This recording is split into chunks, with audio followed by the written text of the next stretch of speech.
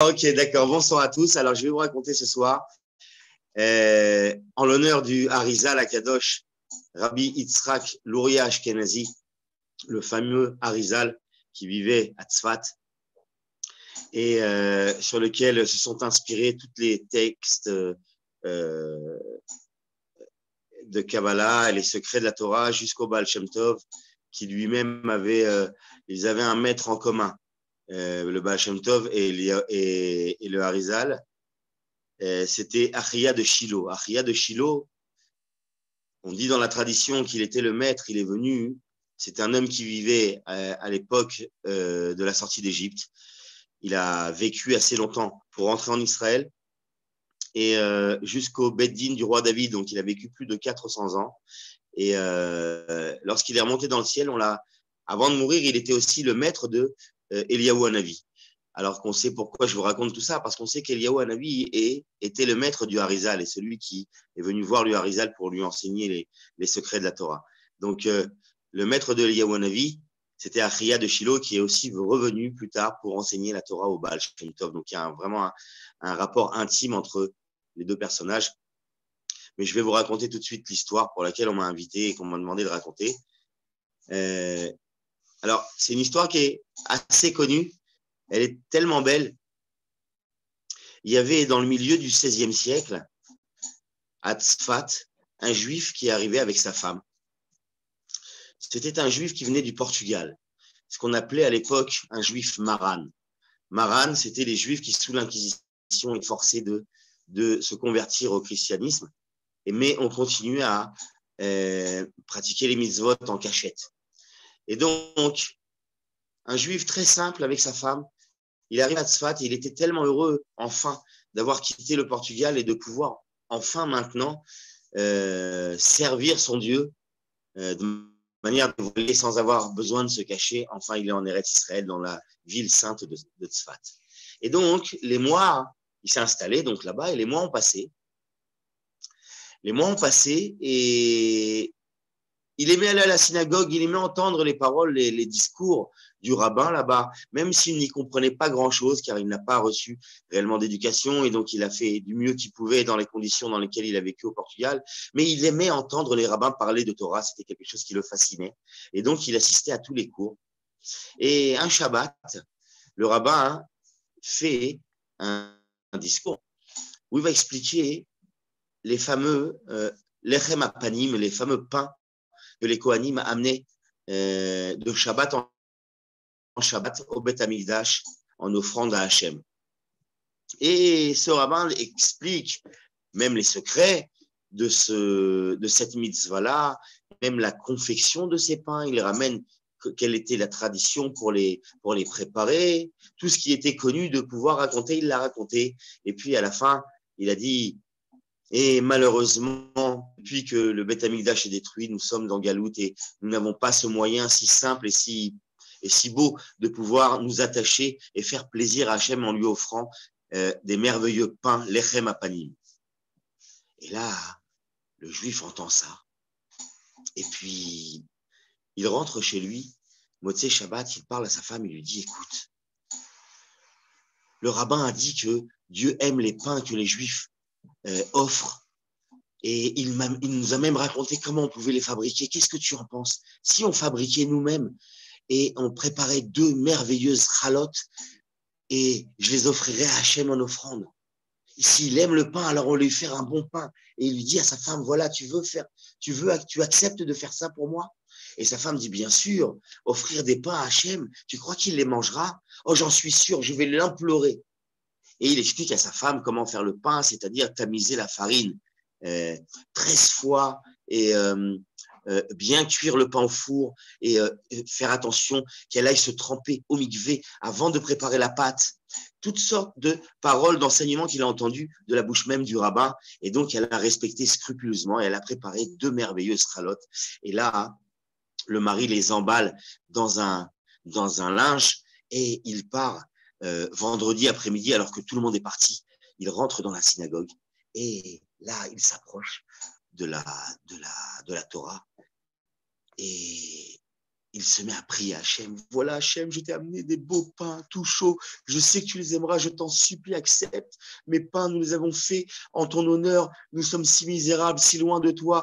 Au moins, accepte ce cadeau de notre part. Et il a pleuré, il a demandé.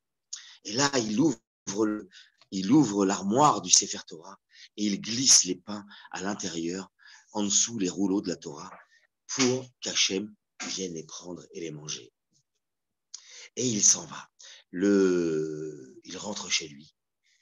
Et peu de temps après, le shamash, le responsable de la synagogue, qui vient s'arranger, s'occuper d'arranger les chaises, les tables, aussi que les rouleaux de la Torah soient au bon endroit pour le moment de la lecture le lendemain, Shabbat matin. Et donc, il commence à organiser la synagogue et il ouvre l'armoire pour arranger, pour vérifier le Sefer Torah. Et là, il trouve le paquet. Il prend le paquet dans ses mains. 2 chalotes toutes chaudes. Merveilleuse chalote, les voit, il est tout heureux. Il se dit, c'est sûrement quelqu'un qui m'a fait un cadeau et qui m'a déposé ça dans l'armoire. Quelle belle surprise, ma femme sera tellement contente d'avoir des chalotes aussi belles à sa table de Shabbat et il les emmène avec lui. Et effectivement, ils se sont régalés, lui et sa femme, le shamash et sa femme, avec ces merveilleuses chalotes toutes chaudes. Et là, le lendemain, le juif du Portugal en question vient et lorsqu'on sort les rouleaux de la Torah, il s'aperçoit que les pains ne sont plus là. Et là, il entre dans une joie persuadé. Il se dit, Hachem, tu as accepté mon cadeau, tu as pris ces 2 pains, tu les as mangés, tu les as aimés, ils ne sont plus là. Et il rentre chez lui en chantant à sa femme, Hachem a accepté notre cadeau et sa femme est tellement heureuse elle aussi. Il aime nos chalotes. Et là, il devient très sérieux. Et il dit à sa femme, attention, ne soyons pas paresseux. Si le grand Dieu aime notre pain, il aime manger notre pain, alors nous avons un devoir tous les vendredis de lui amener ces belles chalotes et de lui prier de les accepter encore une fois pour lui faire le même plaisir que la première fois. Et là, sa femme, qui elle aussi est une femme simple, innocemment dit, bien sûr, mon mari, moi. L'homme amenait des chalotes et le shamash récupérait les chalotes et l'homme était heureux de savoir que Dieu avait mangé ses chalotes. Au bout de quelques mois, un vendredi après-midi, le fameux rabbin qui avait fait le discours à l'époque sur les fameux pains du Beth Amikdash, était en train de réfléchir sur son discours à faire le lendemain, Shabbat, et il était dans un coin de la synagogue. Et d'un coup, il voit ce fameux juif portugais rentrer avec son paquet, comme tous les jours, faire une fila, commencer à prier, et il écoute, puisqu'il est dans le noir, personne ne le voit, il s'approche un peu, et il entend la prière, Dieu, prends le pain que je t'amène comme je te l'amène tous les vendredis, et que tu le manges et que tu l'aimes, je te le refais, moi et ma femme, nous t'apportons ça, accepte notre cadeau, prends ce pain. Et là, le rabbin, il commence doucement à comprendre qu'est-ce que cet homme est en train de faire. Et là, il s'énerve, il s'emporte, il lui dit, mais tu es fou. Il se dresse comme ça et l'homme se retourne et voit le rabbin, il lui dit, mais qu'est-ce que tu fais? Qu'est-ce que tu crois donc que notre Dieu mange et boit? Il est interdit, c'est une grave erreur d'attribuer à Hachem une forme humaine, quelle qu'elle soit. Mais que crois-tu donc qui mange tes pauvres pains? Mais c'est bien sûr, c'est sûrement le shamash de la synagogue. Et là, à ce moment-là, le shamash de la synagogue arrive pour venir prendre ses pains. Et là, il est tout étonné de voir le rabbin comme ça, dressé en colère, et l'homme qu'il connaît venir à la choule et qu'il connaît comme être un juif, un bon juif simple, un bon, très bon juif. Très étonné de voir ça. Et le rabbin se tourne vers le shamash et lui dit, dis-lui donc qui prend ces chalotes toutes chaudes qu'il dépose dans l'armoire. Est-ce que c'est Hachem qui les prend ou bien est-ce que c'est toi qui les prends? Et le shamash, pas du tout gêné, dit, mais bien sûr que c'est moi qui les prends. Je pensais donc que c'était un cadeau qu'on me faisait. Et j'étais très heureux de manger ces chalotes, elles sont merveilleusement bonnes. Et là, le rabbin se tourne vers le juif et lui dit, eh bien, tu vois. Et là, le juif rentre dans un désespoir. Il est honteux d'avoir cru que non seulement il n'a pas fait d'une mitzvah, mais il a fait le contre-mitzvah. Il a cru que Dieu mangeait, que Dieu buvait, que Dieu mangeait ses chalotes. Et là, tout le monde ne peut pas rester devant le rabbin. Il se glisse, il sort de la synagogue, il part désespéré raconter ça à sa femme. Et là, il arrête d'amener ses chalotes. Le Motzei Shabbat,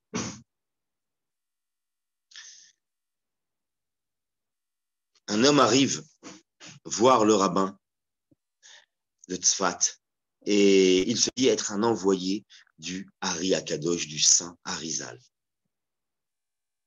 Et il a un message pour lui. Le message est que il doit dire, aller voir sa famille, dire au revoir à sa famille, les embrasser, car qu'il sache que le Shabbat prochain, avant qu'il ait le temps de monter le matin pour faire son discours devant toute l'assemblée, son âme aura déjà quitté le ciel, elle sera accueillie là-haut. C'est ainsi que ça a été décrété. Et là, le rabbin entend ça, il est bouleversé d'entendre ça, il dit, mais quoi? Mais comment? Mais, explique-moi pourquoi? Pourquoi? Et l'homme dit, je ne suis là que pour délivrer ce message, je ne sais pas pourquoi. Et là, le rabbin part et il va voir le Harizal lui-même. Il est introduit auprès du Harizal. Et le Harizal le regarde et lui dit très doucement, très patiemment, écoute, il faut que tu saches que Hachem, là-haut dans le ciel, n'avait pas eu de plaisir à recevoir l'offrande de ce juif-là qui amenait ses 2 chalotes tous les vendredis. Il n'avait pas eu autant de plaisir depuis la dernière offrande qui a été amenée au Beth Amikdash avant qu'il ne soit détruit. Il n'a plus eu un plaisir pareil depuis 2000 ans. Et ce plaisir-là, tu lui as ôté à Akadosh Baruch. Tu lui as enlevé ce plaisir-là et tu as brisé son innocence. L'innocence de ce couple qui avait tellement, avec un bon cœur, voulu faire plaisir à Hachem, et ils avaient fait plaisir à Hachem, et tu as ôté ce plaisir d'Hachem. Donc c'est ce que j'ai vu là-haut, et c'est ce que j'ai entendu, que le décret est irrévocable pour toi.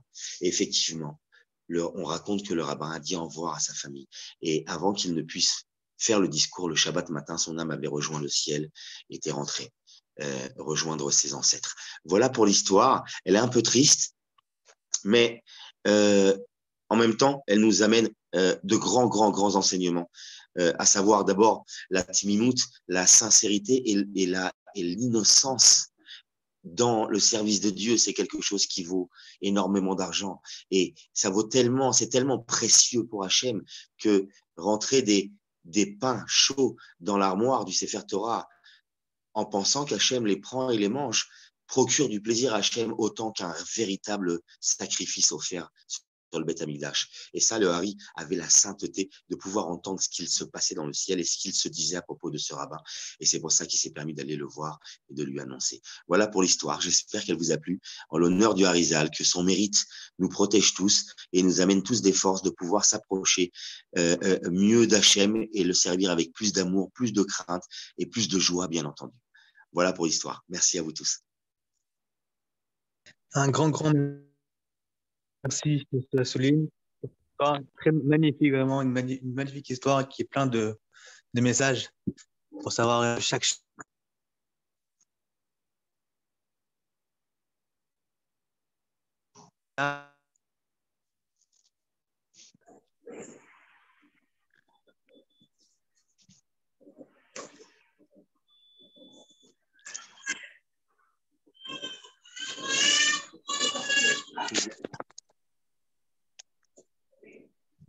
C'est bon? Oui, on vous entend et on vous voit. Merci, Avi, pour cette belle histoire. C'est une histoire que j'ai toujours dans mon cœur. Et vraiment, c'est quelque chose d'extraordinaire de voir la tmimout, l'innocence d'un juif.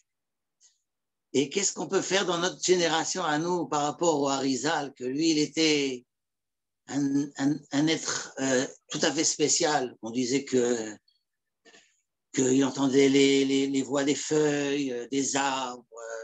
Il arrivait à à comprendre, de voir toute la vie d'une personne en le regardant. Enfin, tous les secrets du monde n'étaient pas des secrets pour lui. Une personne qui n'a pas vécu longtemps, même à Tzfat, il n'a vécu que 2 ans, mais c'était Mamash, une personne, un diamant dans le monde qui nous a ouvert en vérité, qui nous a ouvert la porte du Zohar, la porte de la Chassidoute, parce que comme tu as raconté qu'il avait le même, enfin, Eliyahu Hanavi au début, tu as dit, oui, c'est le Baal Shem Tov, il avait Achia Shiloni, et puis lui, il avait Eliyahu Hanavi. Et bien, le Harizal aussi, là-bas, il s'est isolé comme le Baal Shem Tov pendant 7 ans, après 7 ans, jusqu'à 20 ans d'isolement, jusqu'à ce qu'on lui dise comme le Baal Shem Tov. Maintenant, il est temps d'aller à Tzfat et tu vas te dévoiler. Et donc, avec difficulté, comme le Baal Shem Tov, avec difficulté, il a dû abandonner son unification avec Dieu et donc aller à Tzfat et rencontrer le Rabbi Chaim Vital, qui avec lui, qui lui a donc transmis toute sa Kabbalah, toute sa richesse. Et surtout, il nous a transmis le fait que maintenant, la science de la Kabbale, on ne va pas l'appeler la Kabbale puisque nous, on a la Chassidut. Cette science de la Chassidut, elle est pour tout le monde. Et elle va nous amener la Géoula. Pourquoi? Parce qu'elle va faire exactement ce que tu as raconté. Tu as raconté la Tmimout. Et Dieu maintenant, qu'est-ce qui nous reste? Qu'est-ce qu'on est, nous? Qu'est-ce qu'on a comme Torah? Où est-ce qu'elle est? Les géants, où est-ce qu'ils sont les géants de la Torah qu'il y avait? Nous, on est des petites choses. On est Ikveta de Meshich. On est le talon de la Géoula, le talon du Mashiach. On est le niveau le plus bas. Mais en vérité, on est le niveau le plus haut, puisque de toute façon, avec la Chassidoute, elle nous ouvre le cœur de s'approcher avec Dieu dans une innocence, dans une shlemut, d'être complet avec Akadosh Baruch Hu et de se rapprocher de plus en plus. Et c'est celle qui va nous amener la Géoula. Merci. Eh bien, moi, je vais raconter une autre histoire. Je ne savais pas laquelle raconter, donc c'est pour ça que je t'ai entendu.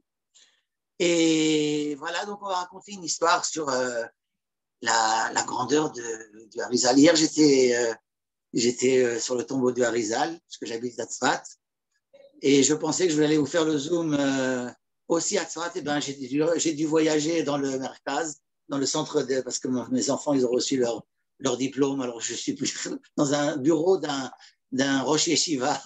Ils sont en train de faire là. Et donc, j'ai pensé à vous hier, à tous ces gens moi, je me suis rendu compte de la chance que j'ai de venir sur le tombeau du Harizal, de voir tous ces gens qui viennent. Et j'ai pensé à tous ces gens qui fêtent aussi la Eloula du Harizal. On va raconter une histoire. Un jour, sur Rabbi Moshe Galanti, on l'appelle les Galanti parce qu'il venait d'Italie. Et Galanti, ça veut dire très beau et brillant. Moshe Galanti, il était venu à Tzfat et il avait une fabrique de textiles. Il y avait beaucoup de fabriques de textiles à Tzfat à l'époque. Et un jour, il vient voir le Harizal et il lui dit, Rabbi, regarde sur mon front. Le Harizal, il regardait sur le front et voyait toute la vie de l'homme. Il dit, dis-moi si j'ai une faute sur moi. Le Harizal, il regarde le Rabbi Moshe Galanti, qui était un homme très pieux, un homme très kadosh, très saint. Et en plus, il était très âgé. Alors le Harizal, il lui a dit, je ne peux pas me permettre de dire quoi que ce soit envers le Rabbi Galanti. Ce n'est pas possible. Alors le Rabbi Galanti le supplie et lui dit, je supplie Rabbi, dites-moi si vous voyez sur moi une faute que j'aurais pu faire. Et quand il a vu que le Rav Galanti ne voulait pas le lâcher, alors le Harizal a dit, je vois sur toi un soupçon de vol. Le Rav Galanti, il ne s'est pas fait dire 2 fois. Il est parti directement dans sa fabrique. Il a cherché, il a ramené il y avait plein d'ouvriers, des femmes, des hommes, tous ceux qui travaillaient dans sa fabrique. Il les a tous rassemblés. Il a pris un sac d'argent et il l'a posé sur la table. Il a dit, écoutez-moi bien tous, vous travaillez pour moi. Maintenant, je veux que celui qui a l'impression qu'il lui a manqué de l'argent dans son salaire, qu'il vienne et qu'il prenne ce qu'il a besoin. Alors les gens, ils ont tous regardé le Rav Moshe Galanti. Mais Rabbi, Rav Moshe, on reçoit plus que ce qu'on devrait recevoir. Tu nous donnes notre salaire qui nous donne une bénédiction extraordinaire. Qu'est-ce qu'on va te demander de plus? Tu nous donnes du travail, tu nous nourris notre famille. On n'a rien à prendre. Et alors là, Rav Moshe, il a dit, je vous en supplie, réfléchissez, faites les comptes. Peut-être que j'ai manqué à mon devoir de vous payer comme il fallait. Je vous en supplie. Et il était presque...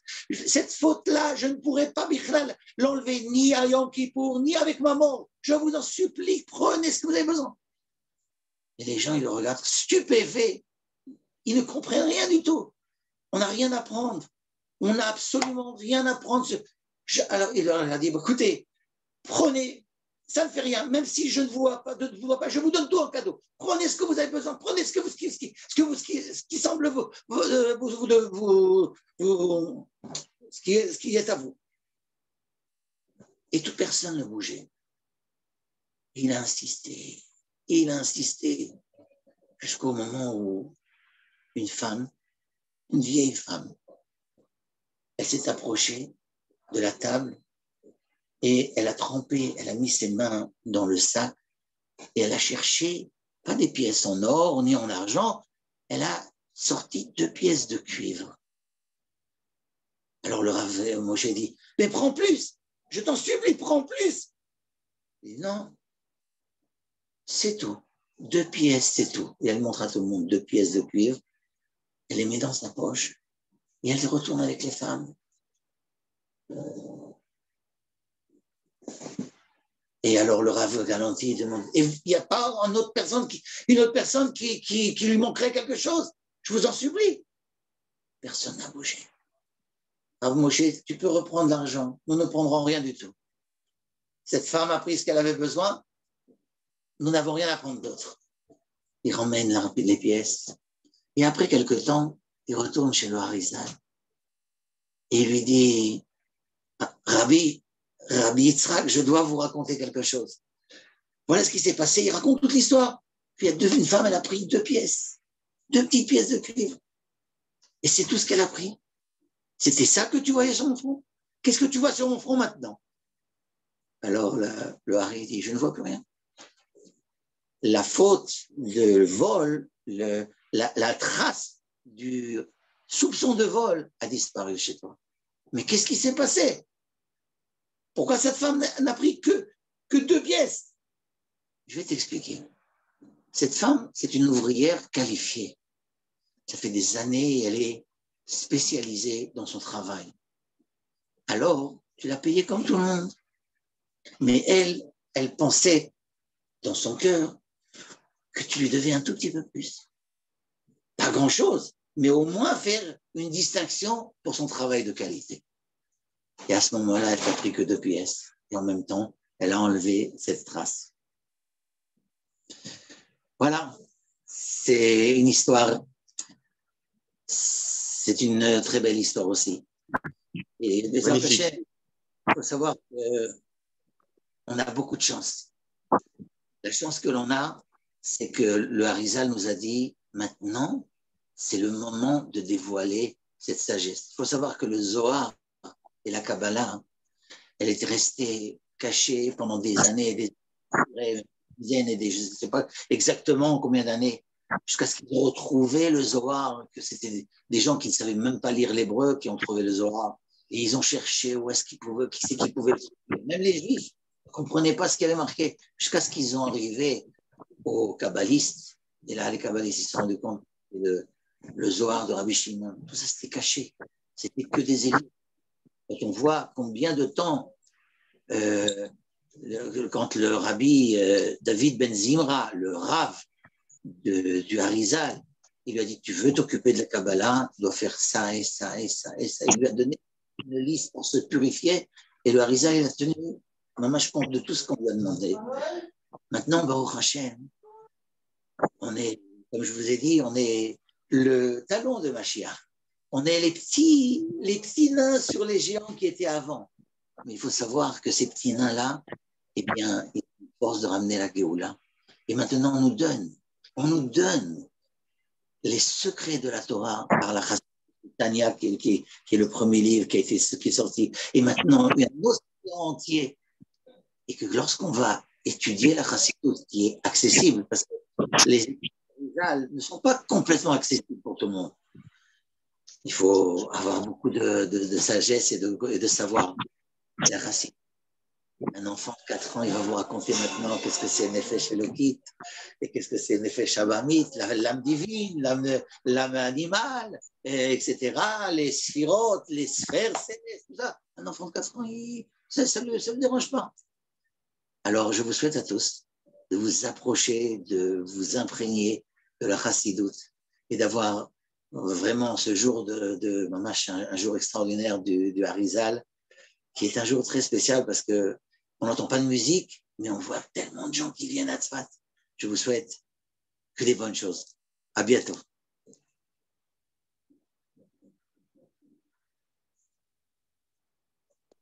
Un grand merci vraiment Rav Rouri et Rav Assouline pour cette merveilleuse histoire et ces mots d'encouragement en ce jour de la loi du Harizal. Un grand merci et Shabbat Shalom à tous.